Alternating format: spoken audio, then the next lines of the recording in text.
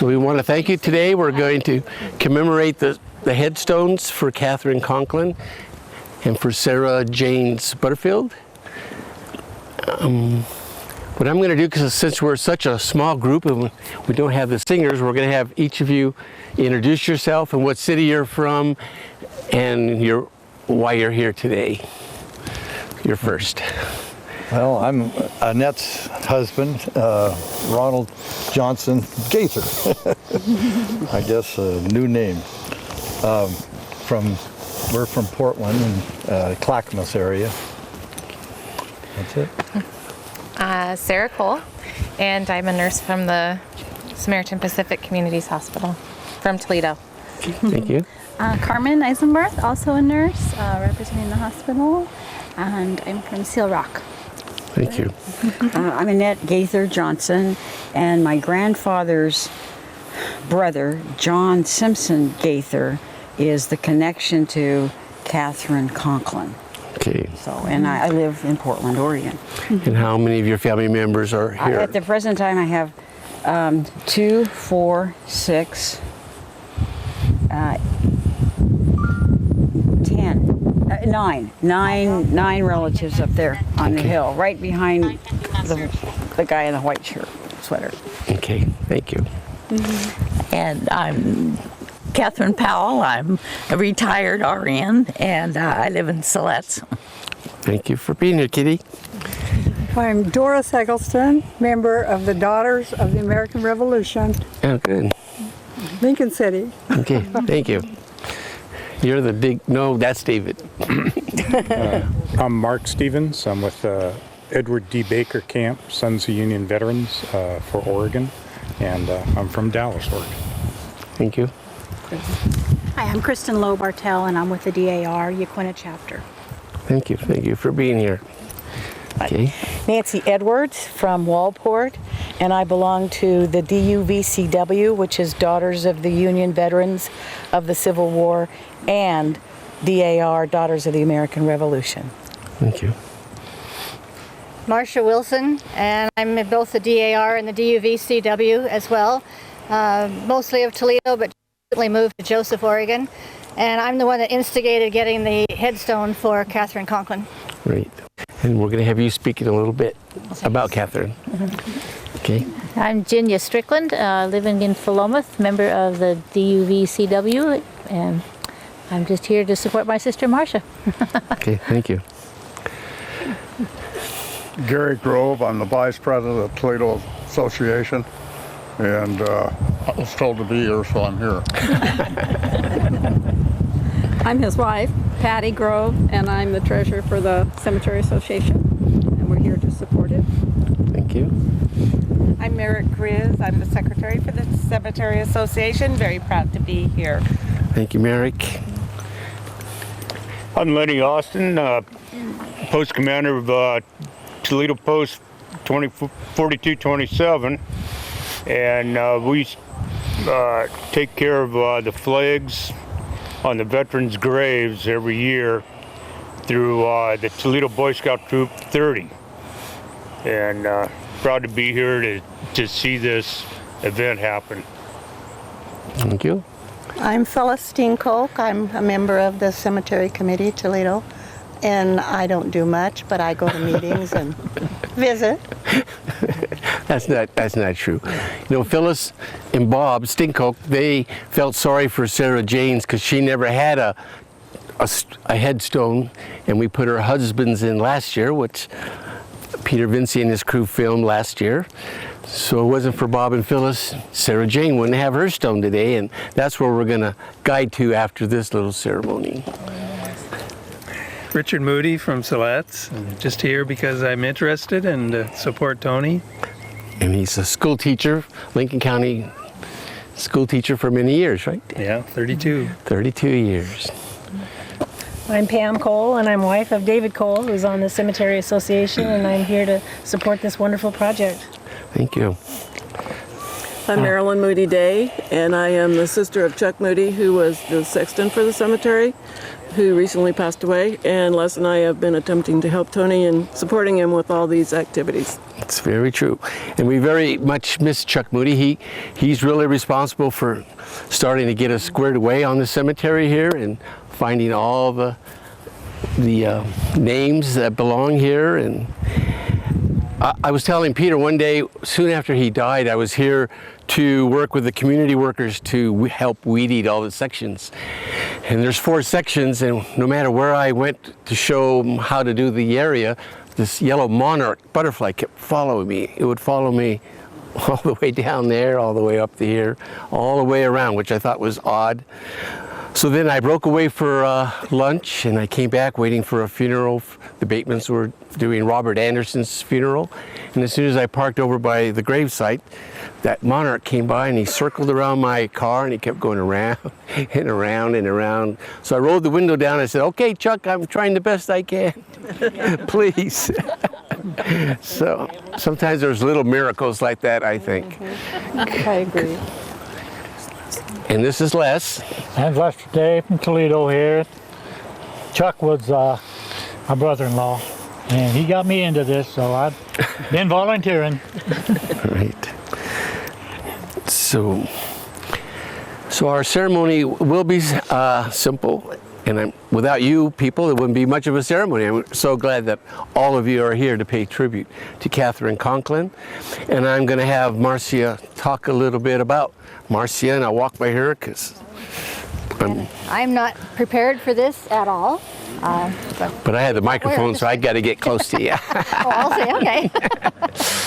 I'm a member of the Daughters of the Union Veterans of the Civil War, and we had a group that met in Walport for a couple of years.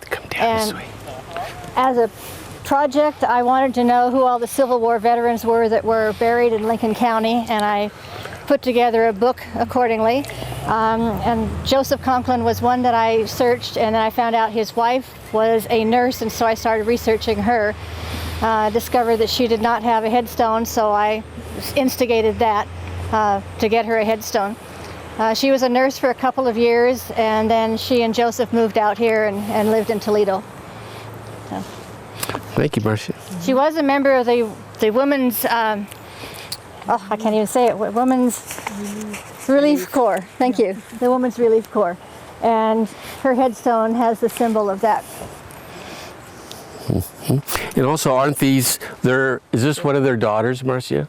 Or these both? We believe that's one of her daughters, yes. Okay. So, does anyone have any questions about Catherine since we're all gathered here? Or, nope. How long ago did she pass away? 1911. 1911. So she lived a long, long time. She was a good, healthy nurse. So at this point, I think we'll take the next wreath and we'll go down to Sarah Jane's. Can I say a word too? On behalf of the Baker Camp of Sons of Union Veterans, we're real happy to be part of this project. Our main goal is to make sure none of our veterans are unmarked. We've found 130 unmarked graves in Oregon and have been able to put markers on them. We're currently working on about 20 or 30 more. Catherine's one of only 3 nurses we know of in Oregon. And when I found out she had no marker, I guess I got a little obsessive even after doing this for so many years because I'm also a son of a nurse. So this was kind of a project close to my heart. And we were able to get the headstone done. This is the exact style headstone that a soldier would receive. If Catherine had been a soldier, we would have an honor guard and firing muskets and doing all that. That's not what these ladies do, though. So we're here to honor somebody who was a Civil War nurse. Just a little background on that, if you don't know. Prior to the Civil War, there were virtually no female nurses in the United States. It was considered unladylike. It wasn't a lady's job. It was actually during the Civil War that female nurses really caught on in the U.S. Had great opposition of the Army. Quite a few ladies are just like Mrs. Conklin that volunteered served and performed that duty without ever getting official Army recognition or a nickel of help. So to me, it was really important to honor her, and you have to picture the job. Our Civil War killed more American soldiers than every other war added together. The estimates now are between 650,000 and 1 million Americans died during that war. And we're talking modern weapons with primitive tactics. These were horrible, horrible battle wounds. And for somebody to step up and do that day after day as a nurse for 2 years is just a phenomenal commitment to people and to duty. So we're really proud as the SUV to be able to help in this in the way we could. And our main job was to get the headstone because the Veterans Administration can only issue stones to soldiers that were mustered in, either Union or Confederate. So we were able to get this designed for her especially in the exact same style as the soldiers, but portraying her devotion. And she didn't stop after the war. Here in Oregon, she was very prominent in the Women's Relief Corps, which helped run and assist at the veterans hospitals, at the different care homes and things that were established, and visits to the soldiers and such as they got older. So that was a very active allied order to the Grand Army of the Republic. So a very important contribution. She was actually, I believe, a national officer for a year or two also of the Women's Relief Corps. So again, we're just very happy to be able to step up and help. We're going to stop our project about the time we're sure the last grave is marked in this state for Civil War veterans, and then we're going to have our kids go back and check our work. Thank you. Thank you, Mark. Like we're saying, it was very much a group effort, and Chuck Moody was a part of this, working with Marcia and Mark. And just since they're all here with all this knowledge, does anybody have a question about Catherine or the Civil War? This is your moment, they'll all be gone.